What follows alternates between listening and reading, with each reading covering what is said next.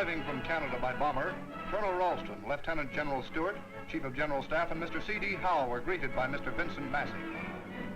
First visit of the minister's lightning tour of the Canadian Army was to units of the 2nd Division, who had been engaged in the DIEPPE raid. After the troops had swung proudly past the saluting base, Colonel Ralston talked to many of the battle-scarred young veterans, gathering first-hand information.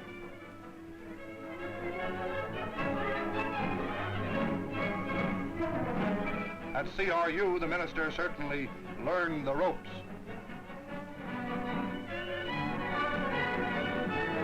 At an artillery demonstration, light ack crews showed speed and skill, while 25-pounders blasted away at distant targets.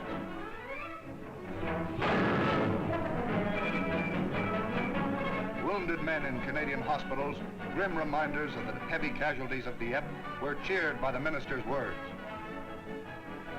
In Scotland, Colonel Ralston saw the important work being done by the Forestry Corps. He talked to soldiers who, instead of rifles, carried axes and saws and peavies. While with the 1st Division, he saw the 3rd Brigade attack with tanks under cover of heavy mortar smoke.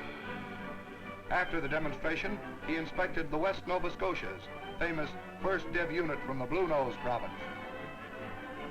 And then to the 3rd Division, where the minister inspected units of the 9th Highland Brigade, including the massed pipe bands of the 3 battalions.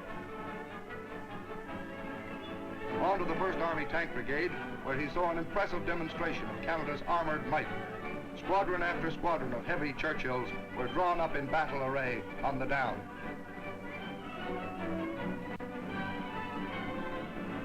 At the 5th Div, the skirl of pipes welcomed the minister to the Cape Breton Highlanders. For this was Colonel Ralston's former unit, the old 85th, whom he commanded in the last war. The last item on the crowded program was a flying visit to units of the newly arrived 4th Division.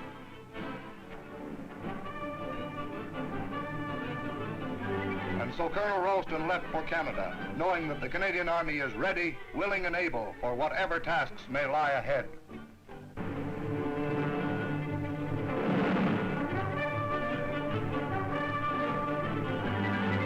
In a new kind of competition, there was riding for skill, where points were given for control. And riding for spills, when Canadian and British dispatch riders raced over a tricky course at high speed. And then there were field events, such as the erection of poles to carry signal wires. For this was a test of skill at arms between signalers of the 12th Corps and 1st Canadian Corps. The events were tackled in a real sporting spirit, with Canadian and British signalers matching their skill in using the arms with which they fight the enemy. And in a close finish, the Canadians came out on top by a score of 468 to 452.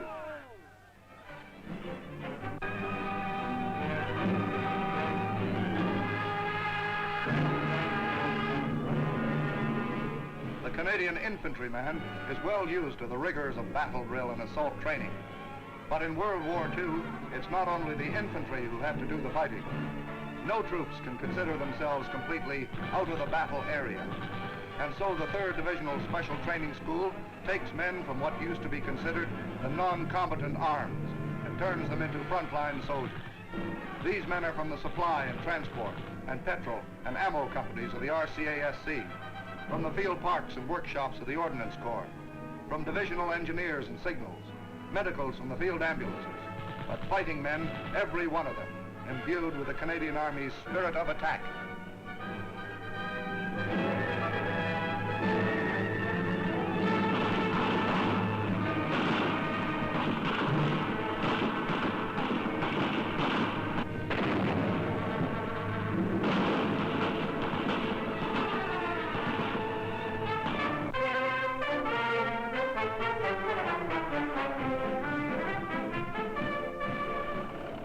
In May 1942, the Army's bulldozers started clearing ground for a new airport for the RCAF.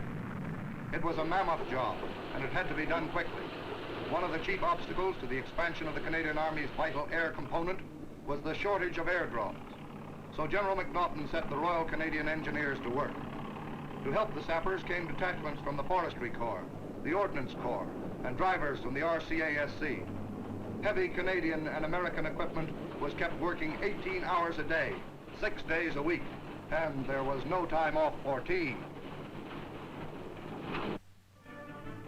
5 short months after work was started, the Army had done its job in record time.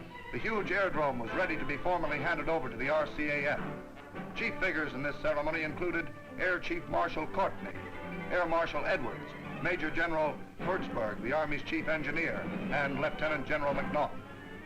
I'm very happy to be here today and to acknowledge also, as General Hertzberg has done, the very wonderful cooperation in this whole matter which has been extended to us by the Air Ministry and all those who work in that ministry under the direction of Air Chief Marshal Courtney.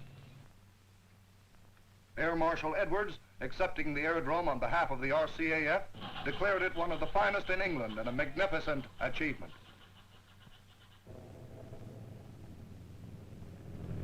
Meanwhile, 12 Mustangs were circling the field in tight formation, and as they landed on the smooth, wide runways, they symbolized the striking cooperation between the Canadian Army and the RCAF.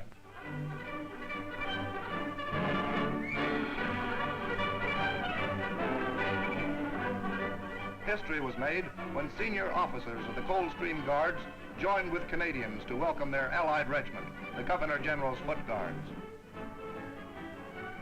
Brigadiers Burns and Phelan greet Lieutenant Colonel Rick, the officer commanding. Then the Foot Guards marched off to their new quarters to train for the day when they'll add to the glorious achievements of the old CEF Iron Second. With the band of the Grenadier Guards playing them into the station, the Canadian Grenadier Guards arrived. In this historic moment was shown the keen interest taken by the senior regiment of the Empire in its Canadian namesake. Guards officers waited while the unit detrained and fell in on the station platform. Major H.G. Griffith was greeted by Lieutenant Colonel Pyler, officer commanding, and Brigadier Phelan, who formerly commanded the regiment and later the Canadian Brigade of Guards. Like the Foot Guards, the Canadian Grenadiers are now an armored regiment and form part of the 4th Division. Gone for the duration are the Busby and scarlet tunic, replaced by battle dress and the grease and sweat of the tank soldier. Somewhere in the future lie great names to be added to the battle honors already won. Names like Hill 70, Passchendaele, Canal du Nord, Vimy.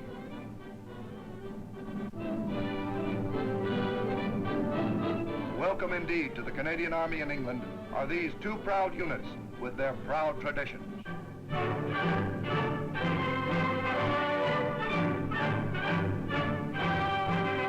While the Royal Standard flew high above Buckingham Palace, a patient crowd assembled outside the gates.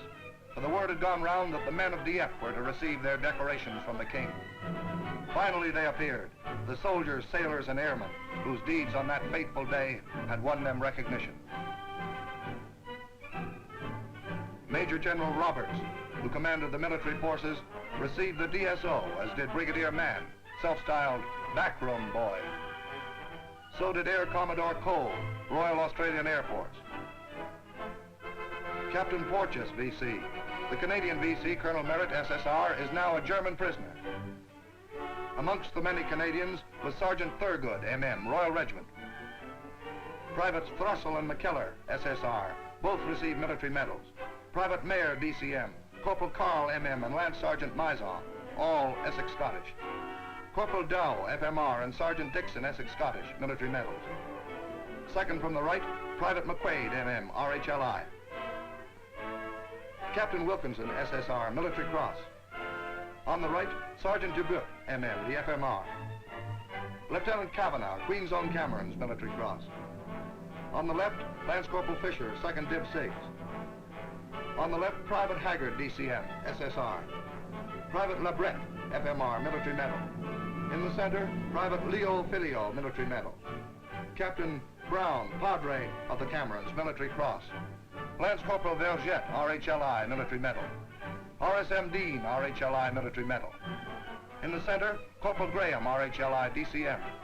On the right, Sergeant Mundy, SSR, Military Medal. Captain Carswell, RCA, Military Cross. CQMS Marsh, Black Watch, Military Medal. Major Kennedy, Essex Scottish, Military Cross. Lance Corporal Gilbert, 2nd Div Sigs, Military Medal. Lance Corporal Huppy, Cameron's Military Medal. Lieutenant Ewener, RCE, Military Cross. Signalman Ray, 6th Brigade Headquarters, Military Medal. Captain Lorange, FMR, Military Cross. And many others whom our busy cameramen were unable to photograph. Heroes all, these men, heroes who helped to write a glorious page of history.